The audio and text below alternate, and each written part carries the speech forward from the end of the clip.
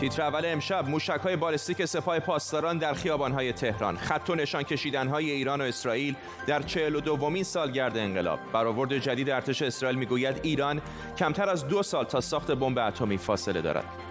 در 42مین سالگرد انقلاب اسلامی کنفرانس گوادلوپ رو زیر ذره‌بین می‌بریم. در این نشست چه گذشت و نقش قدرت‌های غربی در پایان کار شاه چقدر بود؟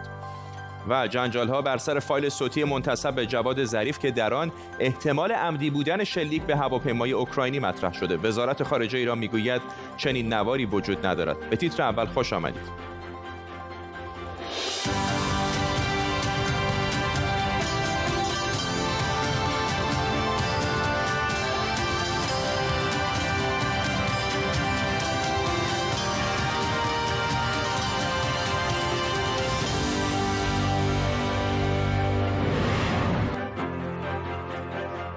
سلام و وقت بخیر. ارتش اسرائیل در تازه ترین برآوردش گفته ایران برای ساخت بمب اتمی به کمتر از 2 سال زمان نیاز داره. همزمان وزارت خارجه آمریکا در واکنش به صحبت‌های وزیر اطلاعات ایران که گفته بود اگر به سمت ساخت بمب اتمی هل داده بشیم مقصر کشورهای دیگرند، گفته جمهوری اسلامی هرگز نباید به سلاح هسته‌ای دست پیدا کنه. امروز در مراسم 42مین سالگرد انقلاب هم در خیابان‌های تهران موشک‌های بالستیک سپاه پاسداران به نمایش گذاشته شد. آمریکا گفته از ابزارهای مختلفی که در اختیار داره برای جلوگیری از توسعه برنامه موشکی ایران استفاده می‌کنه. مثل همیشه با تیمی از کارشناسان و خبرنگاران این خبر و خبرهای دیگر رو دنبال می‌کنیم. پیش از همه بریم به اسرائیل. همکارم بابک اسحاقی از اورشلیم به ما پیوسته. بابک، بیشتر به ما بگو در مورد این برآورد بخش اطلاعاتی ارتش اسرائیل.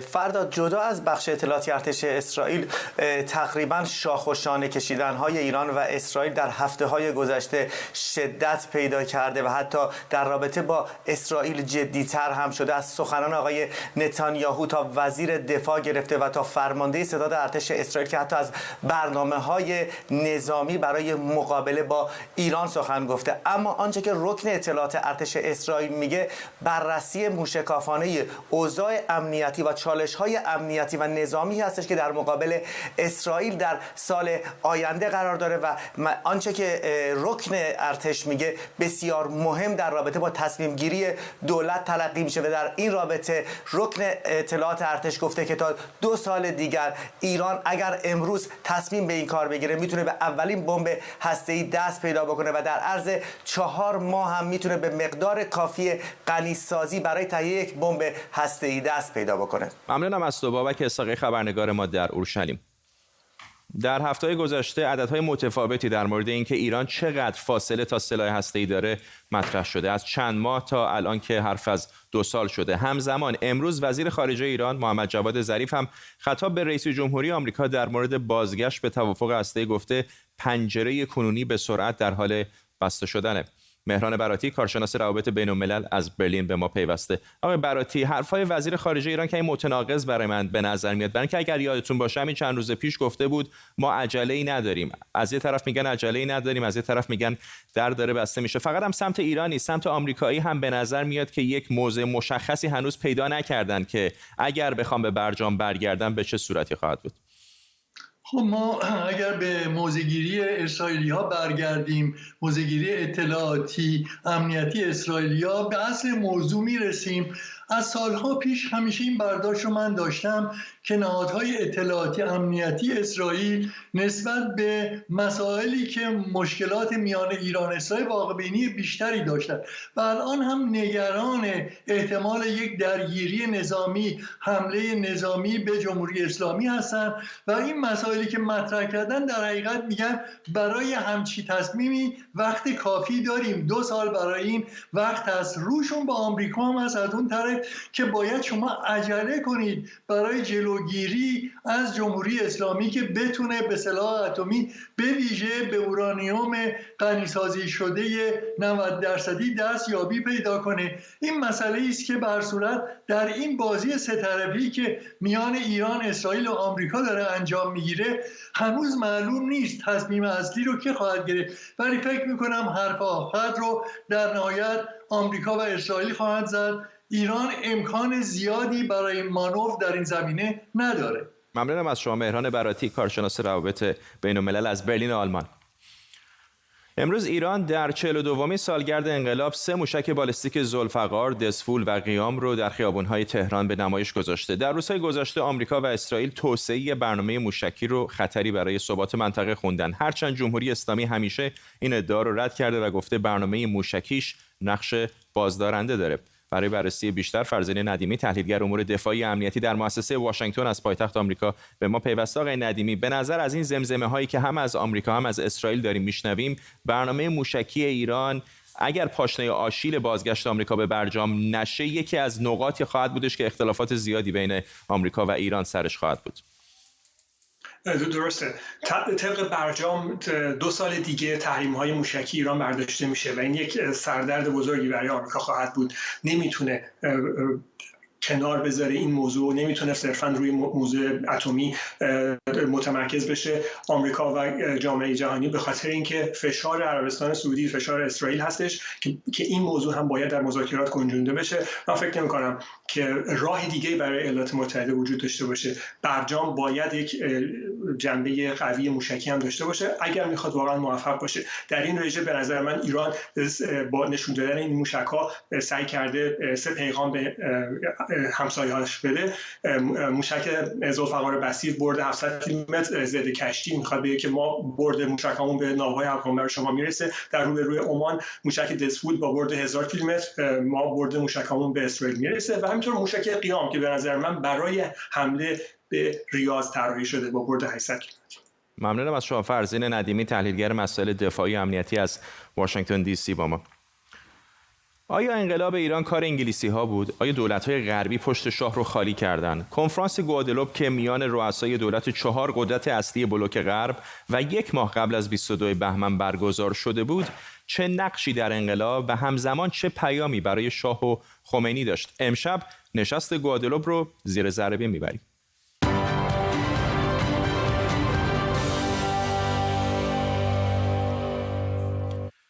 شاید برقراری ارتباط بین کریستوف کلمب و روح الله خمینی غیر ممکن به نظر بیاد، اما این دو در این نقطه حدود 1 ماه پیش از انقلاب به هم برخورد می‌کنند. مجمع الجزایر گوادلوپ 9 روز قبل از خروج شاه از ایران، رؤسای 4 قدرت غربی در اینجا دور هم جمع میشن تا در مورد مسائل جهان با هم حرف بزنن. یکی از اون موارد وضعیت ایران و مشخصاً شاه و خمینیه.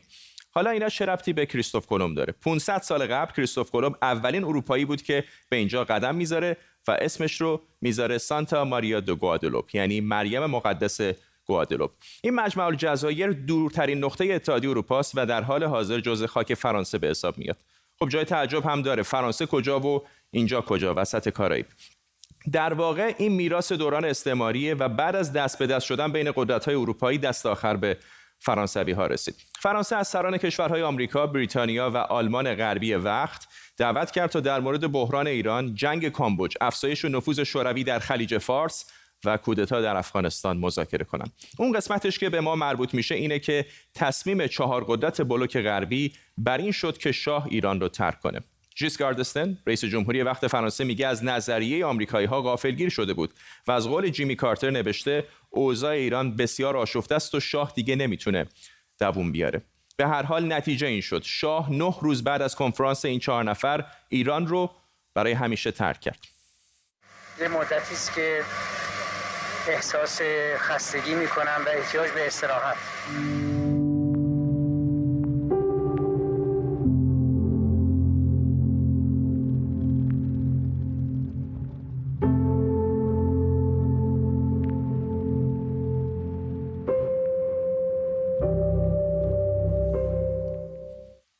اما آیا واقعا خروج شاه کار غربی ها بود و همه چیز در گوادلوپ تصمیم گرفته شد؟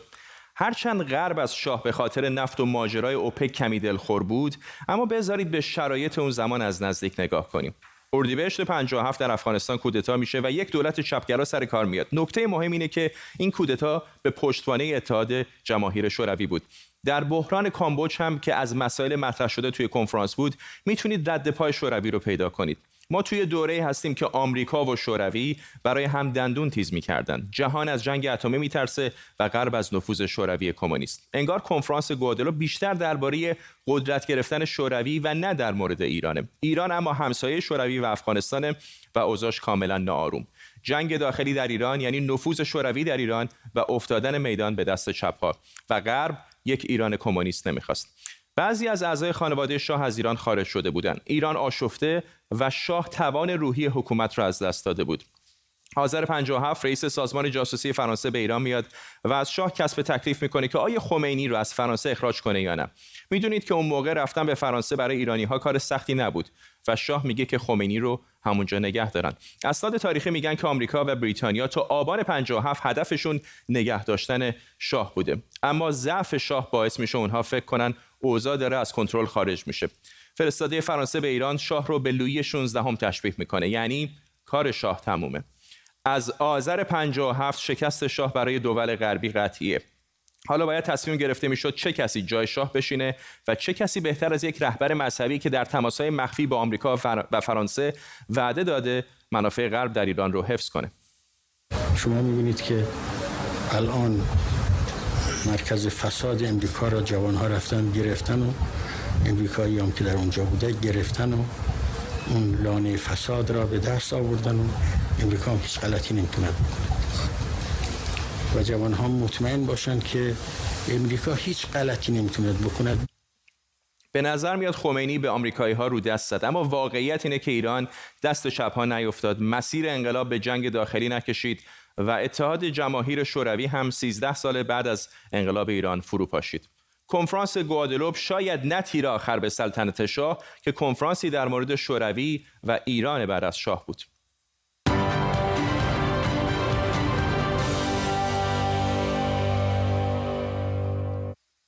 مهرزاد بروجردی رئیس دانشکده امور بین‌المللی ویرجینیا تک از لس آنجلس با ما. آقای بروجردی، 42 سال بعد از انقلاب هنوز هم بسیاری از ایرانی‌ها این سوال رو می‌پرسن که آیا واقعاً انقلاب ایران خودخواسته بود یا دول غربی نقش داشتن و اگر نقش داشتن چقدر بوده؟ الان به هر حال تعدادی از این اسناد غربی منتشر شده. وقتی یک تصویر بی‌طرفانه در واقع بخوایم نگاه بکنیم به انقلاب ایران، چقدر نقش غربی‌ها به خصوص در این کنفرانس گوادلوپ پررنگ بوده؟ بله، عرض کنم که ببینیم، فکر میکنم برای درک گوادلوپ یکم به تاریخ نگاه بکنیم مهم هست. درست یک سال قبل از برگزاری کنفرانس اعتراضات قوم در ایران شروع شد در 19 دی 1356 که با مسئله اون مقاله روزنامه اطلاعات راجع به آیت الله خمینی بود.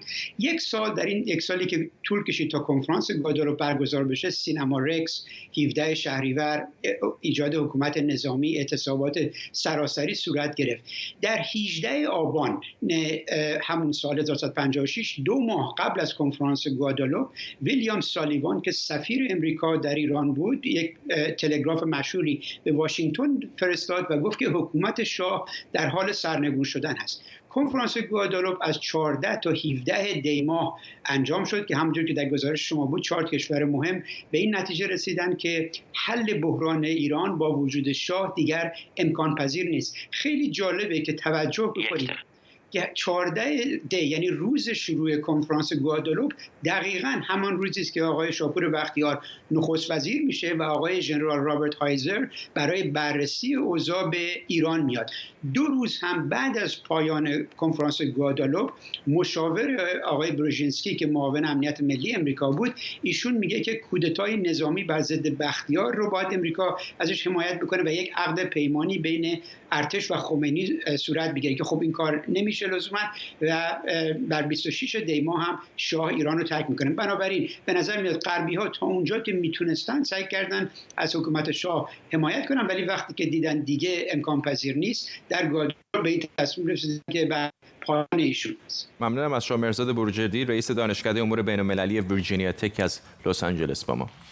همونطوری که پیش بینی میشد، مجلس سنا به قانونی بودن دومین استیضاح ترامپ رأی داد. در رأیگیری دیروز مجلس سنا 6 سناتور جمهوری‌خواه به 50 سناتور دموکرات پیوستند و به منطبق بودن روند استیضاح با قانون اساسی رأی دادند. به این ترتیب برخلاف میل و تلاش تیم حقوقی ترامپ، جلسات محاکمه ادامه پیدا میکنه. همکارم آرش علایی از واشنگتن دی سی با ماست. آرش، از روند استیضاح در این دومین روز در مجلس سنا بگو، چطور داره پیش میره؟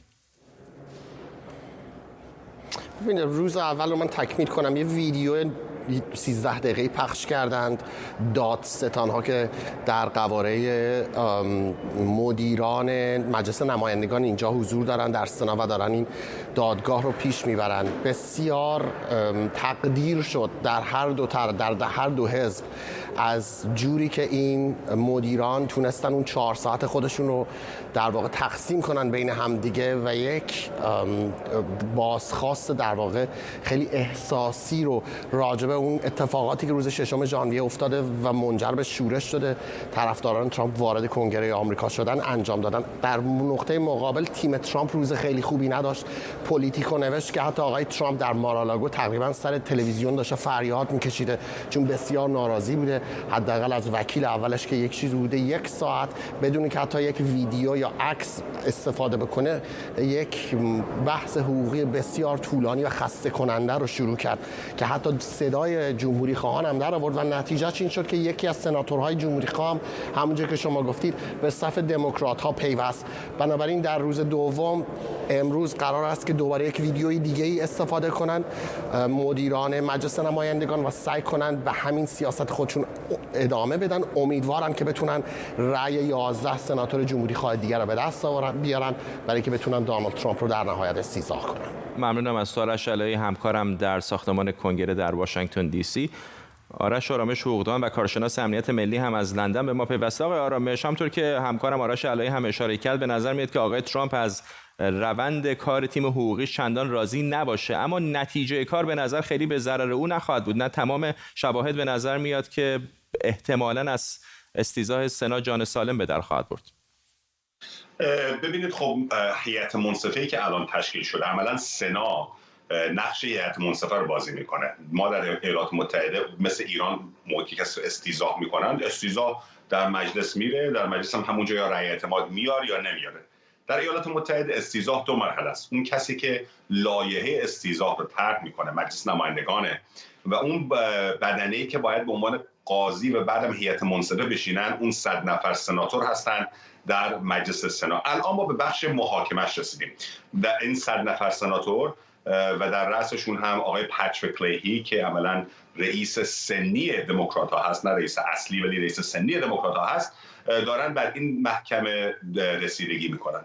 معمولا در همچین محاکمی آرا خیلی سیاسیه. البته به ندرت داشتیم که رأی عوض شده. مثلا دیروز دیدیم آقای بیل کاسدی سناتور جمهوری خواه بسیار بسیار طرفدار آقای ترامپ، سناتور بسیار دو آتیشه هم مذهبی و هم محافظه‌کار از ایالت لوئیزیانا رأیش رو عوض کرد. گفت بعد از شنیدن استدلالات دو طرف من دیگر نمیتوانم با وجدانی خوب علیه آقای ترامپ رأی ندم و رأی اولیه رو داد برای اینکه این دادگاه و این استیضاح و این محکمه مخالف قانون اساسی نیست. اما چه خواهد شد در ادامه؟ بر اساس اون چیزی که الان بر آرا اعداد ارقام نشون میده ما حدوداً 55-56 رأی برای محکومیت آقای ترامپ داریم و حدوداً 44 رأی علیه محکومیت آقای ترامپ و برای تبرئه. برای محکومیت در سنا شما 67 رأی به بالا میخواید. چرا؟ چون اگر سنا 200 نفر هست شما 2/3 رأی برای محکومیت میخواین. بعید میدونم به اونجا برسه مگر اینکه اتفاق بزرگی بیفته، ولی در صورت آقای ترامپ نه تنها اولین رئیس جمهوری که 2 بار استیضاح میشه، 2 بار هم محاکمه میشه و تنها رئیس جمهور جمهوری خواست که تا حالا استیضاح شده. قبلیات کلینتون و جانسون هر دو دموکرات بودن. ممنونم از شما. آرش آرامش، کارشناس امنیت ملی و حقوقدان از لندن، با ما تصاویر زنده هم می‌دیدید از مجلس سنا، جایی که جمی راسکین یکی از دادستان‌ها در واقع در حال صحبت بود. گروهی از حقوقدانان کانادایی در نامه‌ای سرگشاده به ابراهیم رئیسی، رئیس قوه قضاییه، از نقض شدید حقوق اساسی بهائیان در ایران ابراز نگرانی کردند. در سال‌های اخیر فشار بر جامعه بهائیان در ایران به شدت افزایش پیدا کرده و بهائیان از خیلی از حقوق اولیه مثل تحصیل و کار محرومند. پدیده ثابتی، سخنگوی جامعه جهانی بهایی از لندن همراه ماست. خانم ثابتی، خیلی ممنونم که به برنامه تشریف آوردید. آیا هیچ نشانی وجود داره که شرایط داره بهتر میشه برای بهاییان در ایران یا نه فشارها همینطور رو به افزایشه؟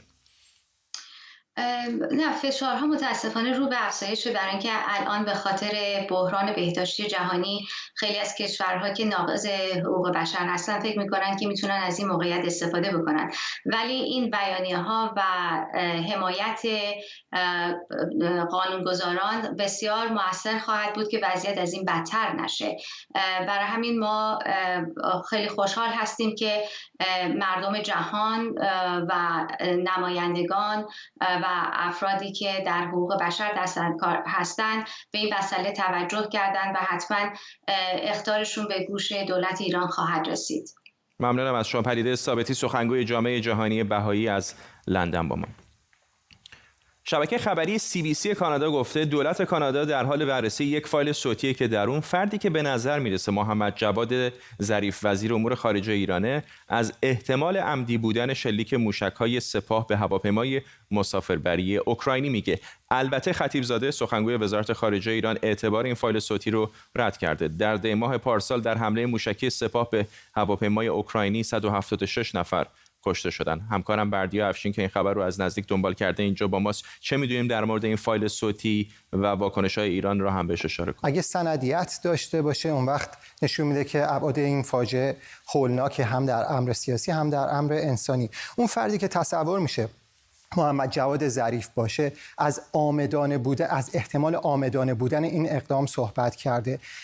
در واقع عامدانه بودن این واقع برای کشورهای عمده متضرر مثل کانادا و اوکراین اتفاقیه که فرضیه که محتمل‌تر شده با سیاست تعویق و تأخیری که ایران در پیش گرفته و اونها به این موضوع اشاره داشتن. اما این فردی که تصور میشه که آقای محمد جواد ظریف باشه، به علاوه این که راجع به عامدانه بودن میگه، از مثلا حضور 2 یا 3 نیروی نفوذی هم به عنوان یک احتمال مطرح میکنه. اینو یک نکته خیلی جالب دیگه هم داره که ابعاد انسانی رو زیر سوال میبره، اینه که این فرد در این نوار گفته که باید به خانواده ها غرامت داد تا قائل خوابیده بشه و اینکه مثلا جامعه جهانی ایران رو مجرم نخونه. سعید خطیبزاده که این رو رد کرده میگه که این ادبیات آقای محمد جواد ظریف نیست، اما باید گفتش که محمد جواد ظریف پیشتر بارها در مجامع بین المللی نشون داده بود که ممکنه بسیار تاثیرگذار نباشه در این مناسبات کلان قدرت در ایران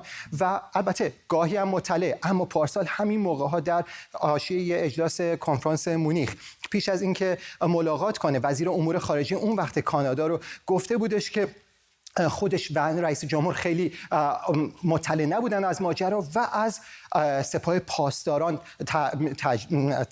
تمجید کرده بود به خاطر اینکه اونها اومدن مسئولیت رو پذیرفتن. بردیا افشین همکارم اینجا در استودیو، ممنونم از تو. و یک کشف جدید در باستانشناسی ایران، دروازه‌ای در نزدیکی تخت جمشید به فرمان کوروش که این روزها خیلی ها دارن دربارش حرف میزنن. اینجا تل آجری در نزدیکی تخت جمشید، جایی که باستانشناسان ایرانی و ایتالیایی 10 ساله که در حال کاوشند و حالا آثاری از دوران کوروش پیدا کردند. اونها و علاقه‌مندان باستانشناسی بسیار هیجان زده شدند. کشف اونها دروازه‌ای که به دروازه کوروش معروف شده و به دستور خود کوروش بنیانگذار سلسله هخامنشیان بعد از فتح بابل در نزدیکی تخت جمشید ساخته شد، چیزی مشابه دروازه ایشتار بابل.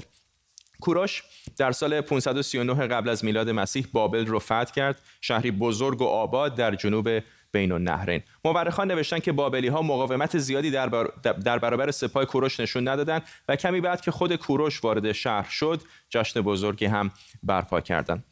دروازه ایشتار دروازه اصلی بابل بود که اسمش از ایزد بانوی عشق ورزی در تمدن آشوری اومده. این دروازه که بخشای باقی مونده‌اش در موزه برلین نگهداری میشه، آجرهای لعابی و نقش‌های لوتوس یا نیلوفر و مشخوشو داره. مشخوشو اینه، نماد ایزد بابلی مردوک. بقایای این دروازه در نزدیکی تخت جمشید نشون میده که از دروازه ایشتار در بابل الگو گرفته بوده و البته بزرگتر از اونه. در دوران بعد از کوروش نقشای معماری بیشتر شامل شیر بالدار و گاو میشد که روی دیوارهای تخت جمشید میبینیم. البته میدونیم که امپراتوری پارس در دوران کوروش ترکیبی از نژادها، قوم‌ها و ادیان مختلف بوده و سعی نمی‌کردن مذهب خاصی رو به دیگران تحمیل کنن. بعد از کوروش داریوش و جانشینانش تخت جمشید رو ساختن. الان اثری از کاخ کوروش نمونده و 10 ساله که باستانشناسان در این محوطه مشغول کاوشن.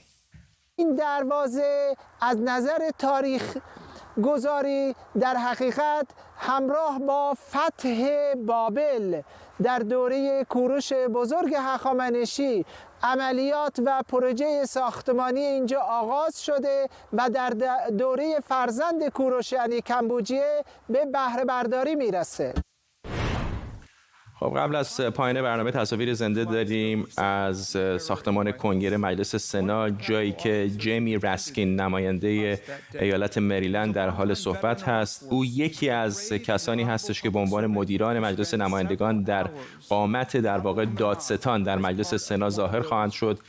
دیروز هم سخنرانی احساسی داشت و حتی برای لحظاتی اشک به خاطر یورشی که در آستانه انتقال قدرت در کنگره صورت گرفته بود.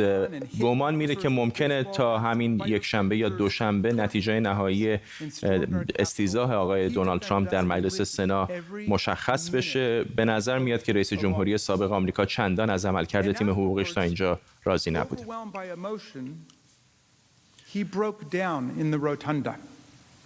خب به این ترتیب میرسیم به پایان تیتر اول امشب. این رو هم اشاره بکنم که شنبه تیتر اول نخواهیم داشت. تیتر اول بعدی ما روز یک شنبه خواهد بود. تا اون موقع بدرود.